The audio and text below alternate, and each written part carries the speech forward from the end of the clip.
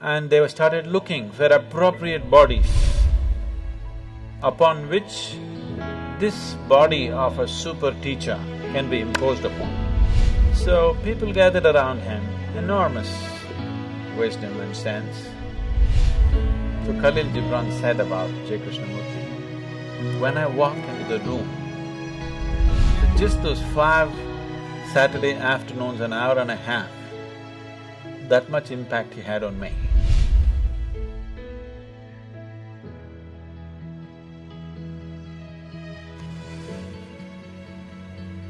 Jiddu Krishnamurti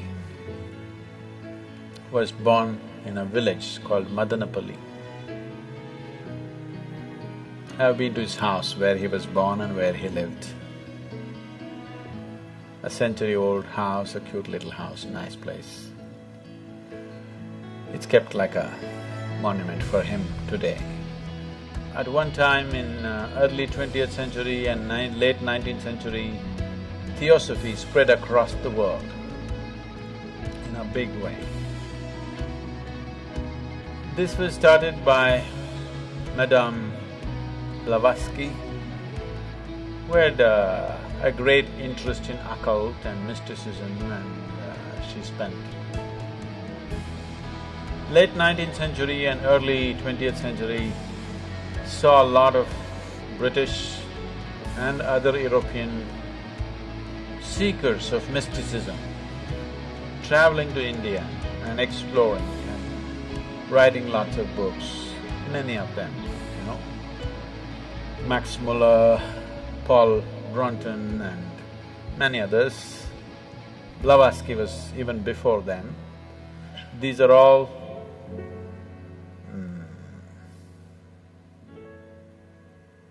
explorers of mysticism.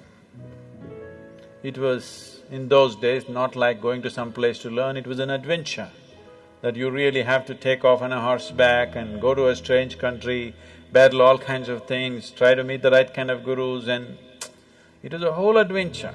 So they put themselves through all this. Madame Blavatsky traveled to all kinds of places. She went to Tibet, she went to India, and then she came down to Tamil Nadu and set up the Theosophical Society out there, which still is there. And then their dream became to produce a perfect being project. Then they unearthed this information. I don't know to what extent they went, but actually, in the yogic lore, in the tradition, there was a yogi by the name Sunira. Sunira saw that human consciousness could be evolved if you produce a perfect human being who could render this to all sorts of people. In a way, he comes from the tradition of Shiva. Somewhere it's his dream to build another being like that. He wants to build a living Shiva once again, a perfect teacher for the world, who is completely multidimensional, not this kind of teaching or that kind of teaching. As Shiva explored the whole human consciousness and human body in every possible way, he wants that kind of a living being.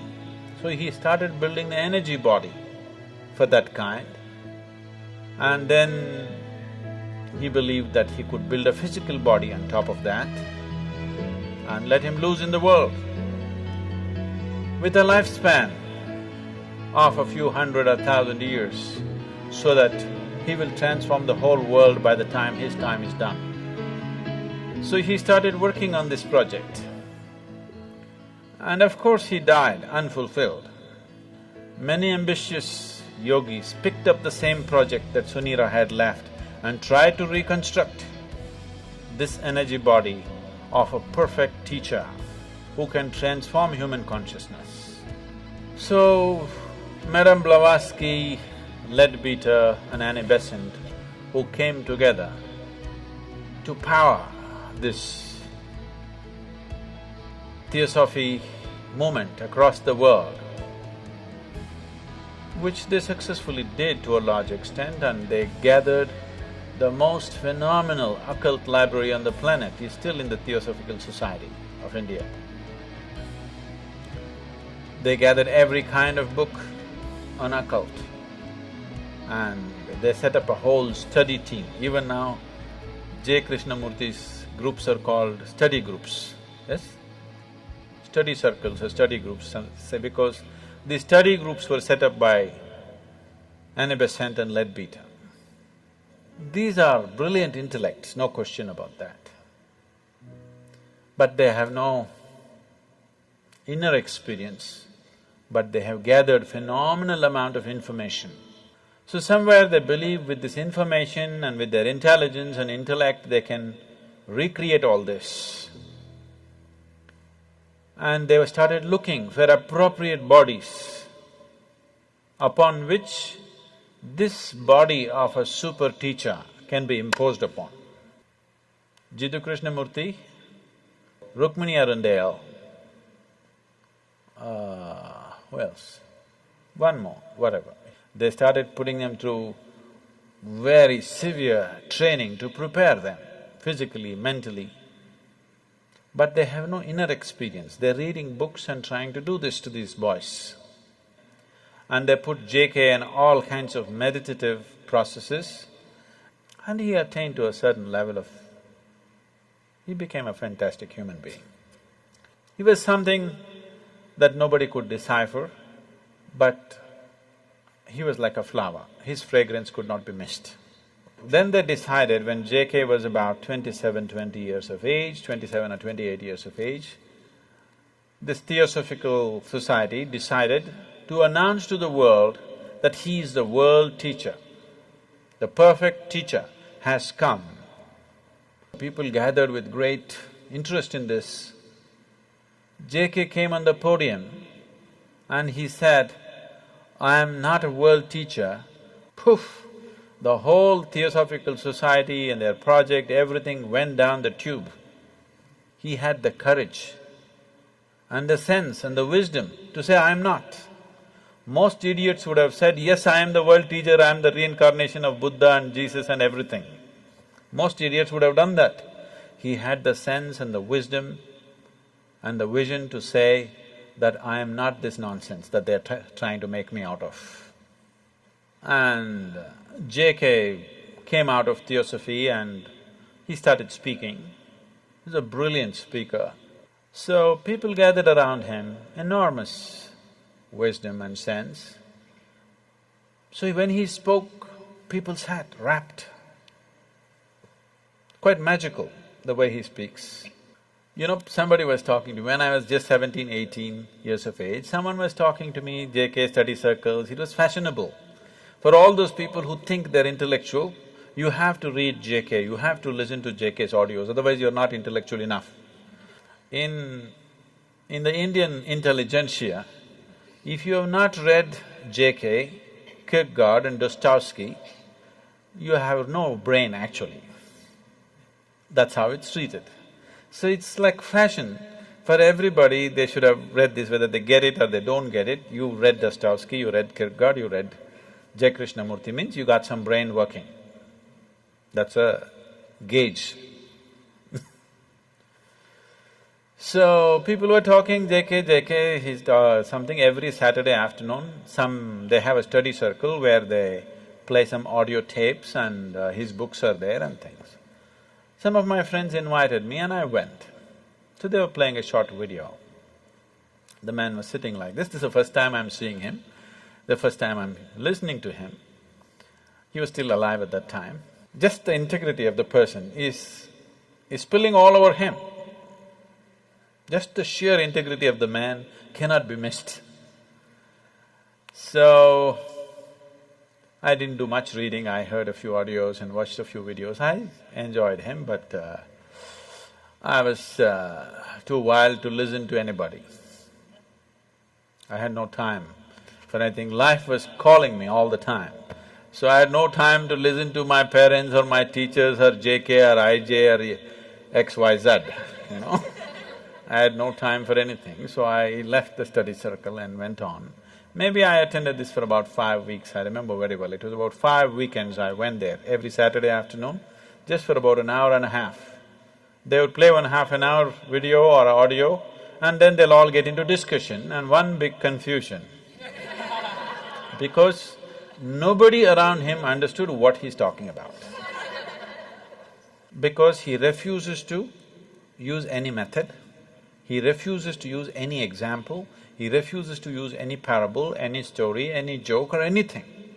This is just intellectual dissection. This is called as Gnana Marga. This is pure Gnana Marga. Gnana means the way of the intellect. Out of these 7 billion people, if you find 10,000 people who have that kind of a razor-sharp intellect, who can, without any kind of context, they can go on slicing things, you will not even find I don't think you'll find 10,000. Maybe you'll find 1,000 people. And those 1,000 people may not be interested in the spiritual process, they may be trying to slice through the stock market, they may be trying to slice through something else.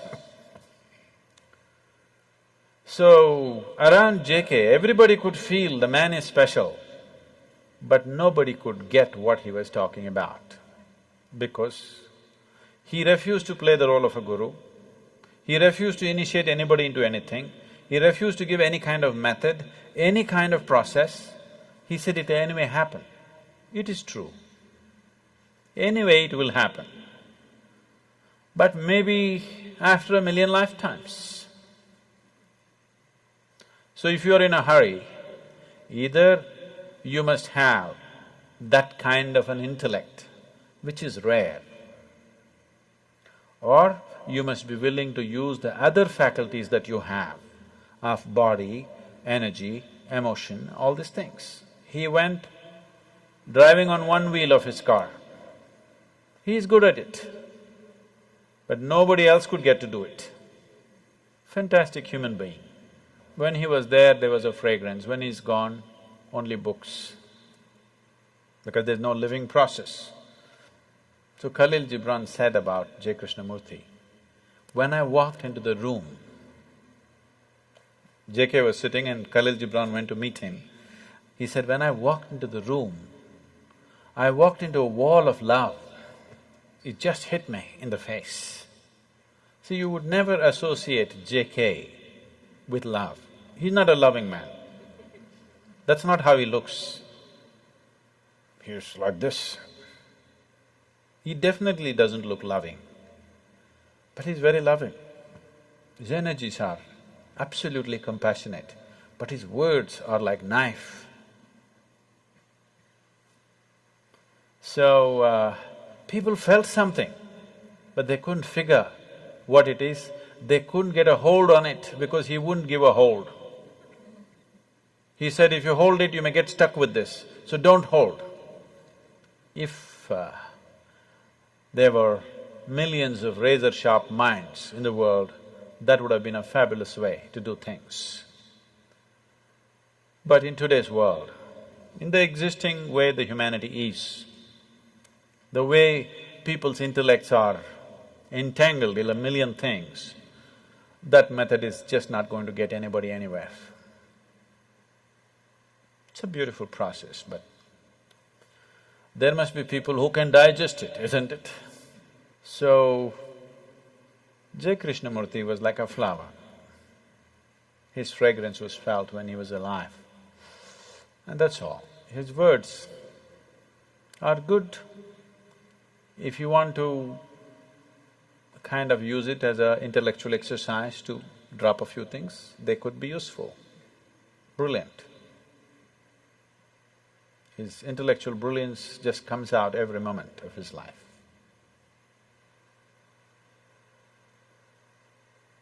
He started a few schools, which are wonderful schools, which are still on. I must tell you my association with him. When I went to this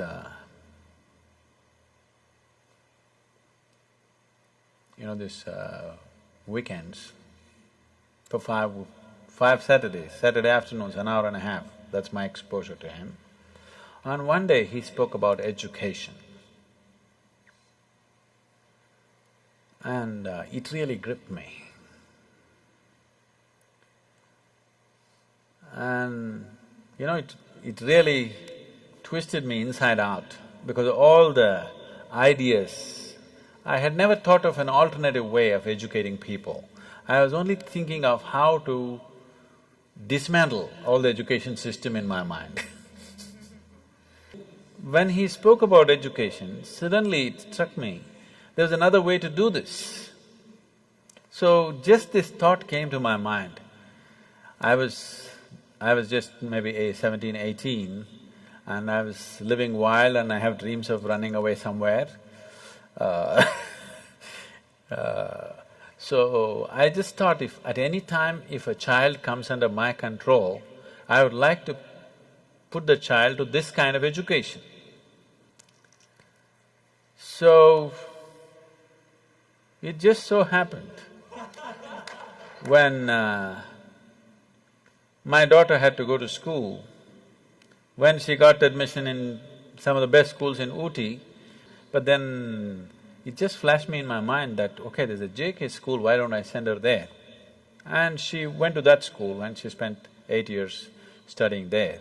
So just those 5 Saturday afternoons, an hour and a half, that much impact he had on me, that I handed over my daughter to his care in one way or the other.